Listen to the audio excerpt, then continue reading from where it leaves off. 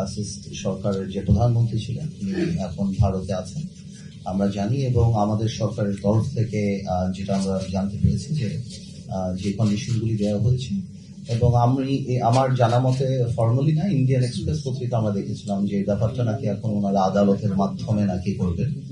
তো সেই ক্ষেত্রে আমার কাছে তো অনেকখানি মনে হয় যে উনি ওখানে গিয়েছিলেন একভাবে, বা ওই সরকার হয়তো পলিটিক্যালি এখন ওই দায় ভার নিতে চাচ্ছেন না বলে এটা জুডিশিয়ারির উপরে দিয়ে দিচ্ছেন। তো আমার মনে হয় যে ওনার জন্য ওই সংবাদটা খুব একটা সুখকর হবেন না।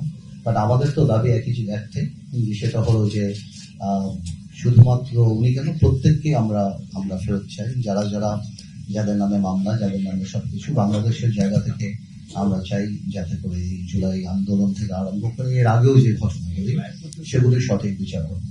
তো সেইভাবে আমার ধারণা এখন চলছে। গণতন্ত্র বিশ্বাস করাটা আসলে মানসিকতার ব্যাপার, এটা কোনো সিস্টেমের ব্যাপার না, এটা মানসিকতার ব্যাপার। আপনি আপনার বিরুদ্ধে সংবাদ নিতে পারবেন কি পারবেন না, এটা মানসিকতা। আমরা 17 বছর যাবৎ যেটা দেখেছি সেই মানসিকতাটা ছিল না, সমালোচনা শোনার মানসিকতা ছিল না, এবং সেই কারণেই হয়তো মনে করে দেওয়া হতো যে টিভি চ্যানেল আমরা দিয়েছি, আমাদের পক্ষেই কথা বলতে হবে। আপনি ইফ ইউ রিমেম্বার আগে যে গত 6 মাসে আমাদের তরফ থেকে এবং মাননীয় প্রধানমন্ত্রীর তরফ থেকে এই ধরনের কোনো ইনস্ট্রাকশন বা কোনো মানসিকতার কোনো বহিঃপ্রকাশ আপনারা দেখতে পাননি। এবং আমি প্রথম দিনও যেটা আমি যখন আমার তথ্য মন্ত্রণালয় রেলিভেন্ট সব সিনিয়র মেম্বারদের সাথে মিটিং করি, সেখানেও আমি বলেছি যে আমরা কাউকে নিয়ন্ত্রণ করব না, আমরা কারো মুখ বন্ধ করে দেব না, এবং আমি বিশ্বাস করি আপনারা গণতন্ত্রের আরেকটা স্তম্ভ, আপনারা আছেন তাই আমরা এখানে আছি, আমরা আছি তাই আপনারা আছেন, আমরা সবাই মিলে দেশকে এগিয়ে নিয়ে যাবো। এবং আমাদের ওই কোনো মানসিকতা নেই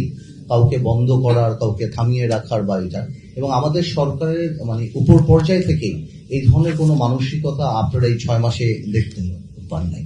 বাট আমরা আপনাদেরকে এটাটুকু অনুরোধ করবো যে দেখুন, আপনারা যখনই নিউজ করবেন, অফকোর্স আপনাদের নিউজ তো আপনারা করবেন, we are not in a position to dictate or comment on that. আর আমরা বলবো যে আমরা 17 বছর পর যেই দায়িত্বটা পেয়েছি, এটা বাংলাদেশ তার ইতিহাসের সবচেয়ে কঠিন সময় আমরা পার করছি। ইভেন কি একটা দেশ যদি প্রথম থেকেও আরম্ভ করা হয় সেটা একটা ব্যাপার, কিন্তু এটা একটা ভঙ্গুর না, the system has been corrupted, এটা আরো কঠিন ব্যাপার, way the system has been corrupted completely গত 17 বছরে। সো আপনাদেরও আমাদেরকে সহযোগিতা করতে হবে যাতে করে আমরা ভালো করে করি। আপনি তো নিউজ করতেই পারেন, আজকে বাংলাদেশে 4,500 ইউনিয়ন আছে, 4,500 ইউনিয়নে 9টা করে ওয়ার্ড হলে 34,000 ওয়ার্ড আছে, 34,000 ওয়ার্ডেই কোথাও না কোথাও কোনো না কোনো পেটি ক্রাইম হচ্ছে। আপনি যদি সবটাই পত্রিকার পাতায় নিয়ে আসেন তাহলে তো মানুষ মনে করবে এই দেশে কোনো মানুষ বাস করতে পারছে।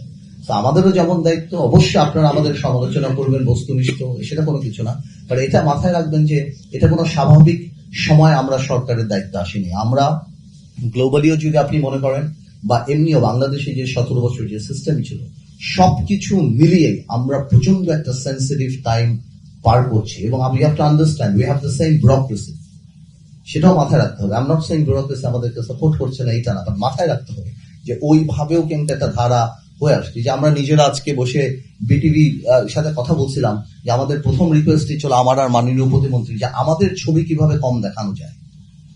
আমরা 2 দিন ধরে চেষ্টা করেও এটা আমাদের জন্য ডিফিকাল্ট হয়ে যাচ্ছে যে কোনোভাবে আমাদেরকে জানি না দেখানো যায়, কারণ এই জিনিসটা রীতিটাই এমন ভাবে হয়ে আসছে। তো আমার মনে হয় ইনশাল্লাহ we are in a process. তো আমার বিশ্বাস আপনারা সাথে থাকলে, দেশের মানুষ সাথে থাকলে আমরা ঠিক মতো এগিয়ে যাবো।